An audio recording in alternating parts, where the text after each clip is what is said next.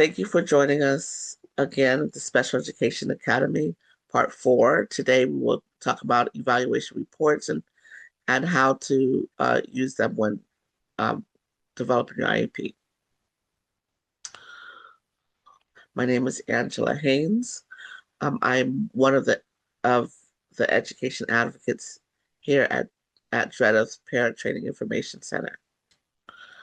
DREDF is a unique alliance of people with disabilities and parents of children with disabilities. We envision a just world where people live full and independent lives free of discrimination. As part of the Parent Training Information Center here at DREDF, we are available to help you understand the special education process. It is a free program, and there's a PTI, Parent Training Information Center, in every state. At least one. California does have several. We are just one of the many in California. Um, and if you would like to know the Parent Training Information Center for your area or your county, this is a link in a website that will um, help you find the Parent Training Information Center in your area. We support parents by helping them understand the special education rights, the policies and procedures. We help you review your IEP and help you prepare for IEP meeting. And we can also help you debrief afterwards and make a plan for your next step. We are not attorneys, so we do not advise you as an attorney. What we do is help you learn advocacy strategies. We work with families of infants, toddlers, children, youth um, with disabilities, birth to 26. I'd like to take the time to talk about some of the tests that are where they frequently test with the abilities and skills on a psychoeducational evaluation. So some of the things in a psychoeducational evaluation, they look at some things such as reasoning, your ability to focus and pay attention, the memory, um, the working memory and long-term memory, your language, and language is also about how you're able to use that language, how you're able to understand what's being spoken to, and your ability to learn what the information that you're given, that you're able to not only maintain that information for this, but also being able to use it um, across different areas in your life and being able to apply the information that's being um, taught. So as we talked about some crystallized knowledge, verbal reasoning, these are some areas. If you look in your IEP, excuse me, when you look at your evaluations, these are some things that you may find that has been um, looked at. You have that conversation with the evaluator. Really talk about what does this mean for your child? Will this how will this information impact the ability to learn? When we talk about the ability to generalize knowledge and verbal reasoning, how is where does your child score in that, and how is that going to affect their ability to learn?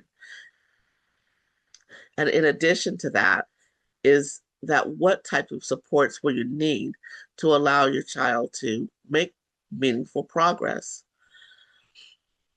When we're looking at fluid reasoning, the ability to solve problems. Once again, once you receive the information, now how are you going to take that information and do problem solving? Some these are skills that if if your child is struggling, that you can build different instructions and techniques to help develop and strengthen these skills when possible. The evaluator could help you determine where your child lies in these areas. Um, there's visual spatial processing,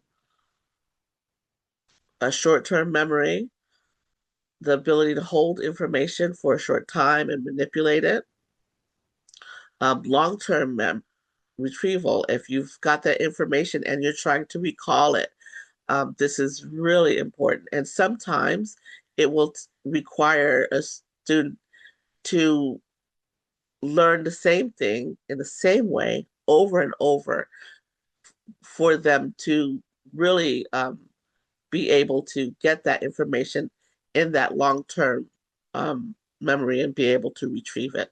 So um, these are things that, once again, speaking with that evaluator, where's your child with this? And what type of goals and how do we need to um, establish these goals and build these goals? And we'll talk about that more um, in the part 5. Auditory processing. When information is provided, when they listening to information, are they able to understand, and how do they process that?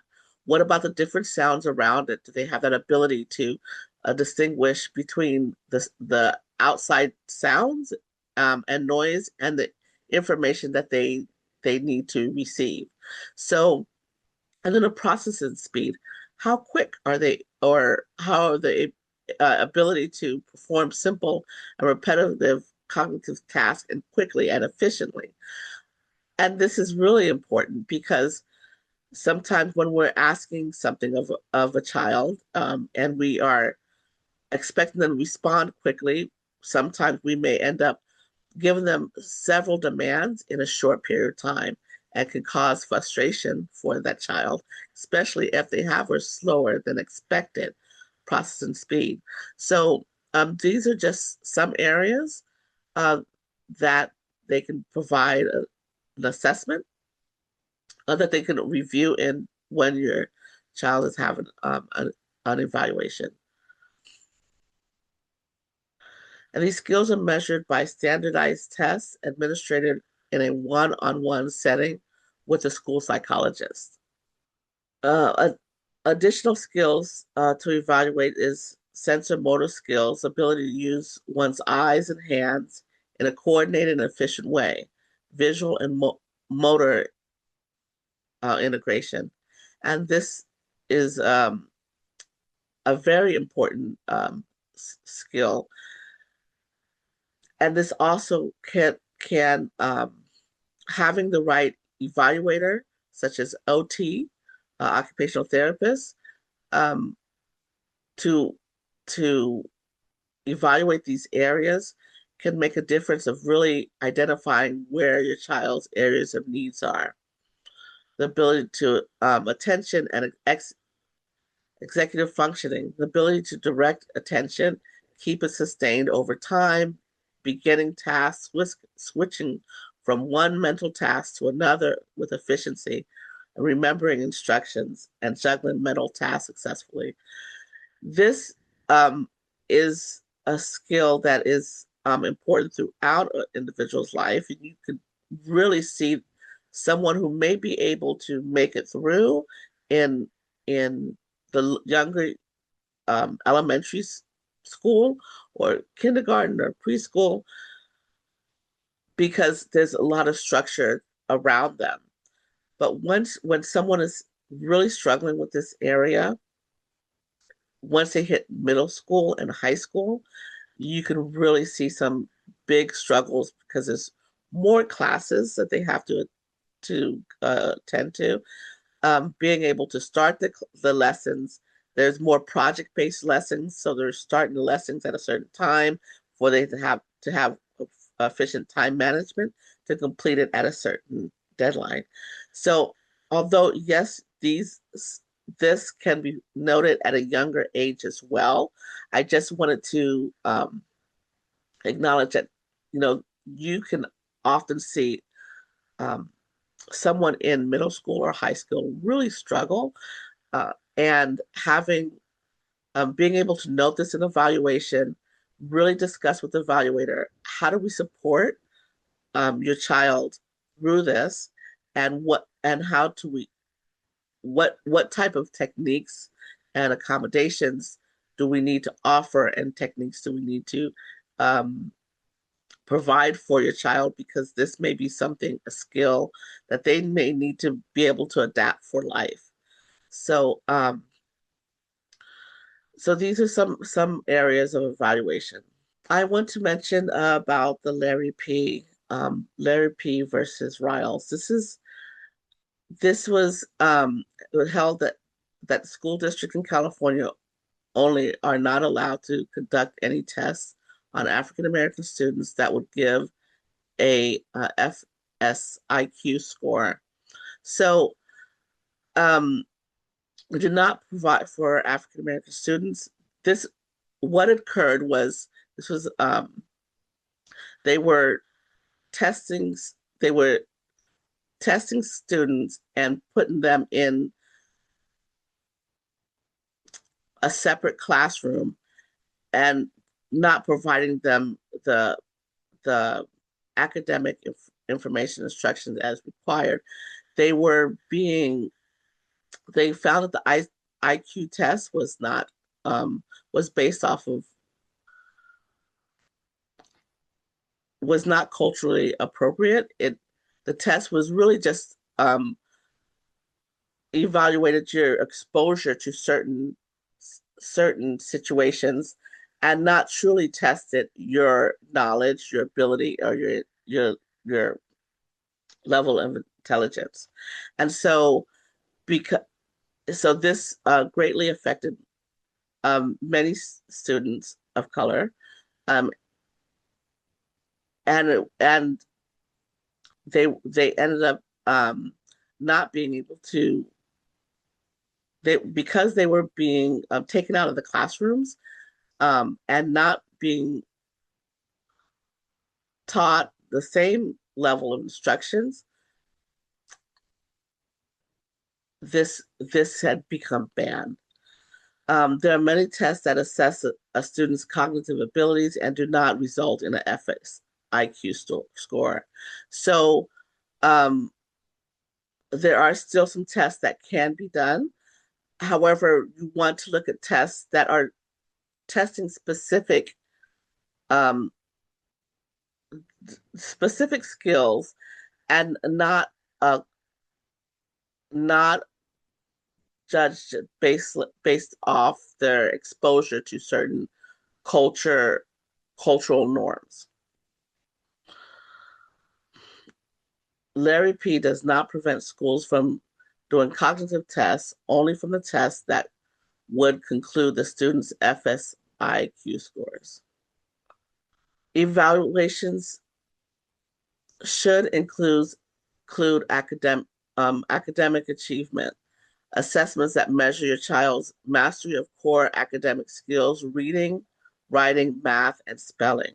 So remember, your child should always be exposed to grade level curriculum. You know, the things that are happening in that grade. If you that grade has science and is learning about specific animals, birds, um, your child should always be able to be exposed to that, even and it can be modified for the level of your child. Um, so when they do the academic achievement assessment, it can look at where's your child at in this. Where's your child at where for the reading and writing and math? There's a standardized tests, work samples, and more. One of the things that you consider too is that understanding how far or how close your child is to what is expected in their grade level. Usually part of the psychoeducational evaluation. Post-secondary transition for students 14 years and older, assessments related to students' future needs for education, career planning, and independent living skills. This is really important. Part of the IDA is to help your child be prepared for when they graduate, to be able to um, live in a community, and maintain employment. So, what is your child's goals for employment or when they graduate?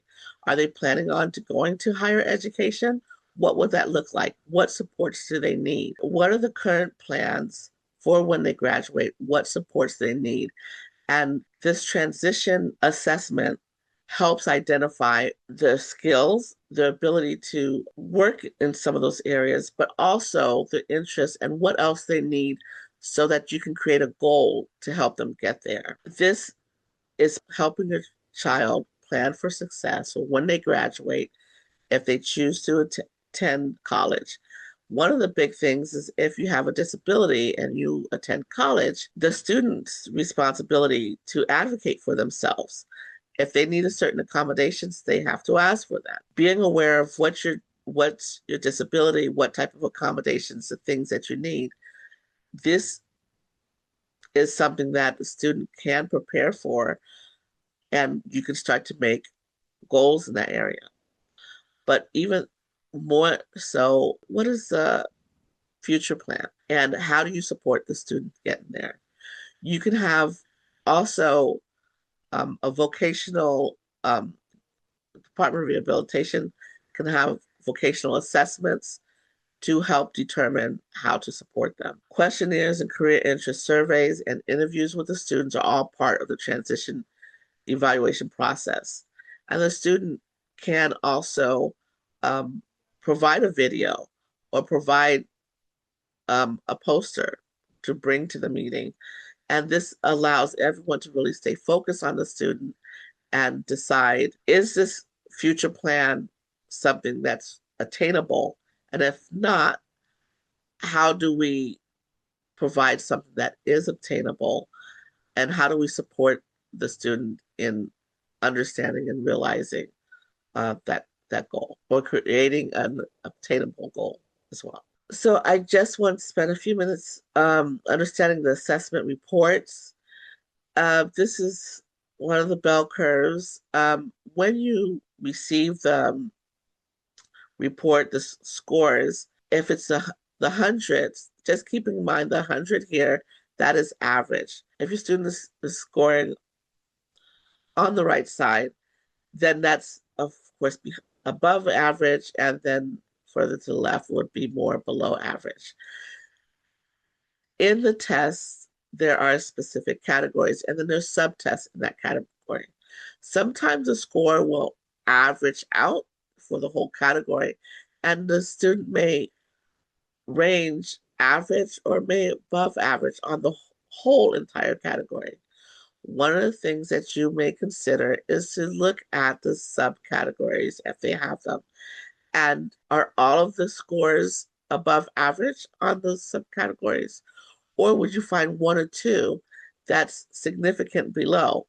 Those are where you can notice that this is an area that is an area of need and that your child may need more additional supports for that. That is really important to take a look at because, as I mentioned, sometimes they might average it all and it may look that everything is average or above with the scores, and but looking closer at this, subcategories, taking a look at if you notice um, it being below average or significantly below average, you might want to start really talking about how do we, you know, how do we support this student and how is this and as we mentioned, there's different categories, different areas.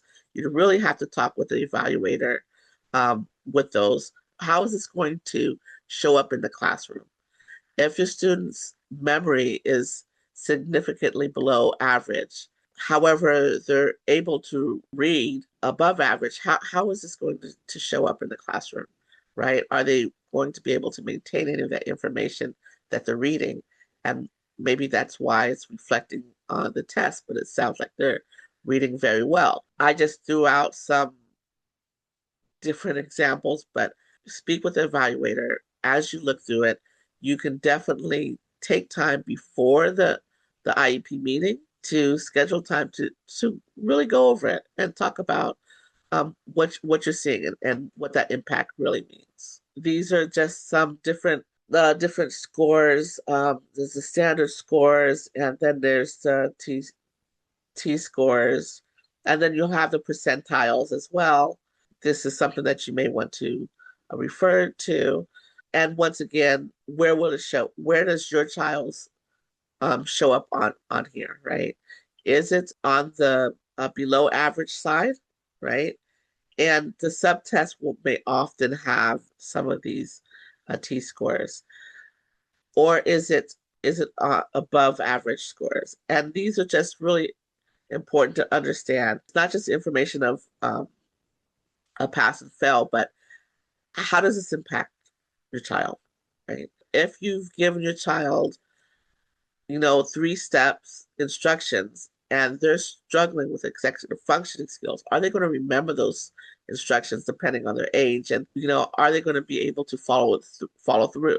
Maybe you might need to write this information down. So these are things that you take in the evaluations, go into the evaluator, and really having that conversation will help you when you go to the IEP meeting and you start to develop those goals and um, what type of accommodations and supports are needed. So, components of a strong assessment report, all federal and state mandated timelines are met. So, there are from when you request an assessment, which you make that request, they have 15 days to respond.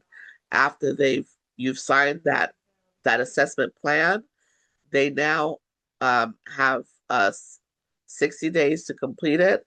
And so, you know, are all those timelines met? Does it include the student's history?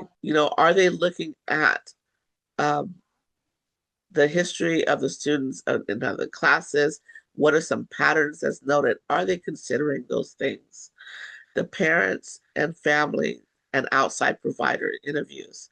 So reports from your doctors that can be shown and considered with the, in these evaluations. Um, they should be speaking with the parents and having a discussion with the parents. Sometimes there are forms for the parents to complete, but this is a really good time to share some concerns that you have that you notice when your child is brings the homework home. They take a long time to complete the homework, and the teacher says it should only take 10 minutes. You know, when your child is reading, they are having a difficult time reading out loud, or maybe your child knows the words, but somehow they're having a difficult time understanding what's being read, either when they hear it or when they read it themselves. These are things, whatever you're noticing, these are things that you can share with the evaluator. And observations in multiple settings. What is happening in the classroom? The evaluator can watch the student in the classroom, watch the student at recess, or at the playground.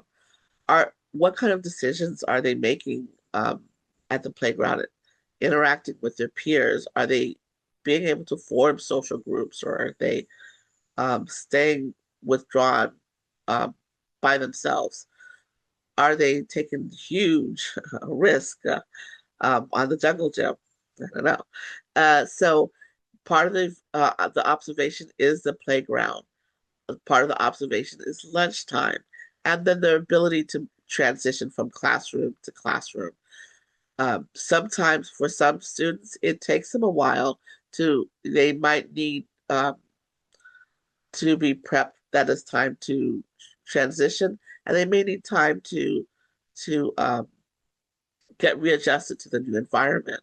So these are things that if, in an evaluation they should be observing, and there should be a variety of assessments and variety of tools. We talked a little bit about some of the things that could be in a psychoeducational assessment. We talked a little bit about there also should be some OT assessments. There is physical therapy assessments. There's nursing assessments. Um, there's there's there is several different types of assessments, and the thing is that they will do an assessment where they note that there is something, a possible concern. So that goes to when you share what you notice, the the child is having a difficulty time writing or holding a pencil. Do they need OT assessment?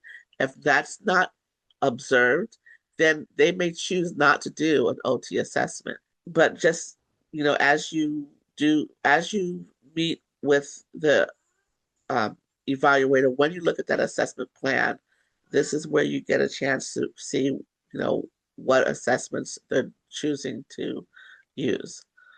One last thing is that accommodations on how to support in the classroom. So this is really important. At the end of the evaluation, there should be some recommendations of how to support the child in the classroom. What if the child is not found eligible? Continue with coordinated care team. So the coordinated care team provides supports and interventions um, to support your child in school. So it really should be doing what's needed to help them um, really connect to the education, right? So the coordinated care team, uh, you know, do they need, sometimes they might put people in small groups who's having some of the same issues. Um, this consult with the school assessor of assessments findings can inform next steps. And then parents may consider requesting an independent educational evaluation. So, the school had just completed their evaluation, and they found that, you know, if you did not agree with the evaluation, uh, which some of the things that we talked about prior, they did not evaluate in all of the areas. Maybe they didn't give recommendations on how to support your child at the end. If if you don't agree with the assessment, then you can request an independent evaluation. An independent evaluation, the IEE, the parent has a right to an independent educational evaluation at public expense if you disagree with an evaluation. So if you disagree, you can just merely share that you don't agree with the evaluation, and the district will either um, choose to fund it, and they'll say, okay, here we will fund this, and this is the criteria that of the evaluator that you would need, or they can either fund it, or they can file for due process and say, no, we did a great evaluation, we stand by our evaluation, and they can go to a due process hearing and defend their evaluation. So just as we talked about the two options, they can fund the IEE, and they'll provide a list. Okay, they'll give you a list of assessors, right? You can choose one of their assessors, or you can choose somebody who's not part of the district. It's really up to you.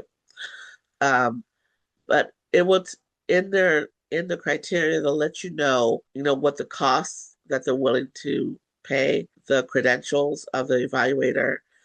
Sometimes they might even say how far away that that evaluator must practice from the school.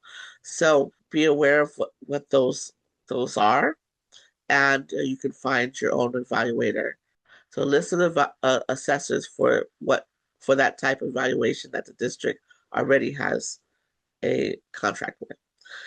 Um, that's that's reference to what they'll give you. But then, as I mentioned before, you can also have somebody else that you choose. And then, of course, and one thing that's important too is that if their evaluator did it when they did the evaluation, so if they were able to observe the student in the hallway, or if they were observe the student in the um, at lunchtime, or observe the student in the classroom, then when you get your evaluator, they can do it in the same places as well. and some advocacy strategies. We talked a lot about that throughout the time, and really keep a copy of the organization chart for the district. Know the chain of command, the who's over the person you've been working with. Hopefully, the person you're working with, everything works out great. You have a really positive relationship, but sometimes things don't. You don't get the results in a timely manner or something. You need to follow up on know who's next in line and contact them. Especially if you're considering an IEE. Um, the IEE, you can contact the special education director requesting that IEE. Um, but that is one thing I didn't mention with that IEE is that um, there is not the same type of timeline as just requesting a regular evaluation. So it's with no undue delay, I believe. So one of the things that you may consider an advocacy strategy is to, when you make your request a response in a specific amount of time. Put in your calendar, follow up, um, because it's just to see that this gets addressed and it doesn't get left behind. So, you know, 3 weeks within, I would like a response. Please respond within 14 days. Please respond within 30 days. Whatever you find to be a reasonable time, and then follow up. See, are there additional resources in the district you can access, such as ADR, collaborative conferences, or facilitate IEP meetings? That is something that if you are stuck and you are not making progress is not happening, stuck meaning you're requesting some support in order for your child to have faith and you are not, they're not making progress.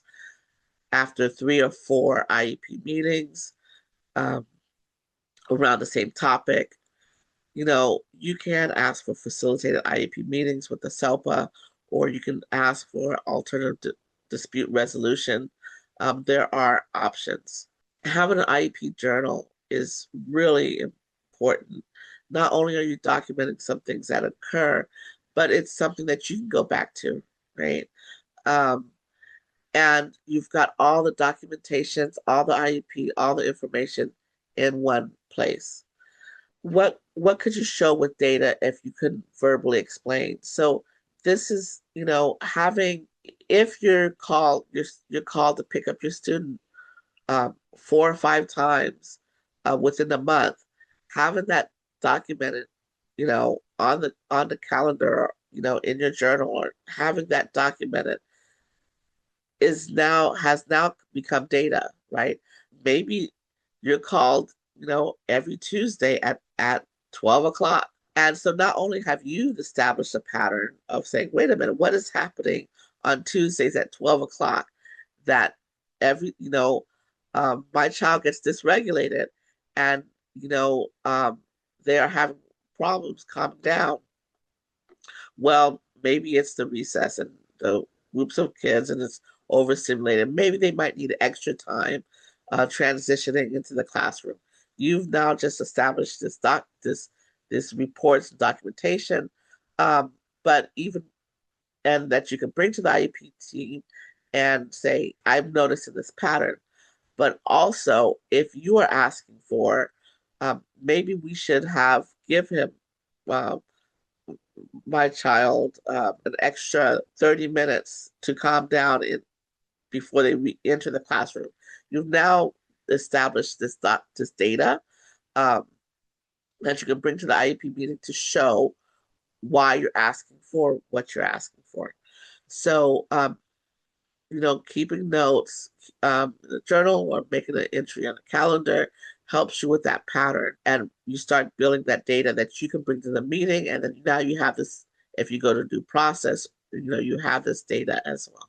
You can, request students' records in 5 business days, which include incident reports. If you ask for students' records, they have 5 days to provide you with those records.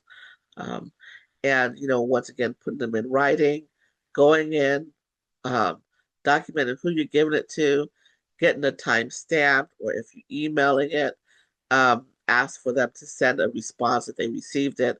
Just having that documentation showing the date, the time of when you've sent it, and once that 5 days, follow up, you should have received those records. Before an IEP meeting, 24 hours notice in writing that you could ask to record the IEP meeting.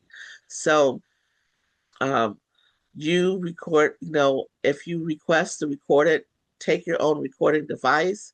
Um, and if you request, they're more than likely to let you know they'll record it as well.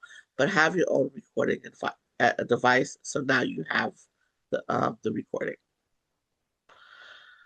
Keep a hard copy of the IEPs, assessment forms, um, and a labor binder. We just talked about that.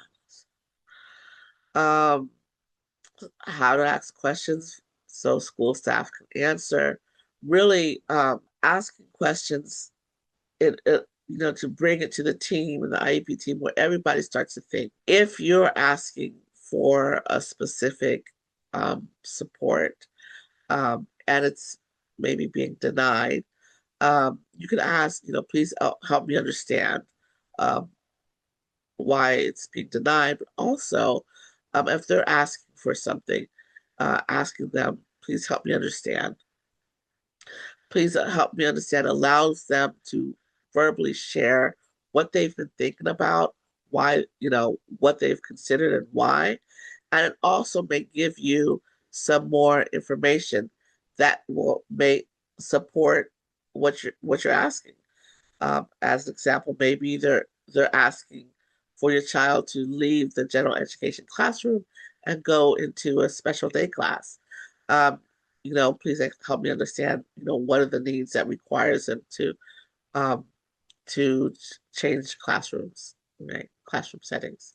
And so um, they may say, well, in in that setting, they'll be able to receive one-on-one specialized instructions, for 2 hours. I don't know. Well, that information is good because now well, maybe they can still receive specialized instructions in the general education classroom and they can just be pulled out, for some time.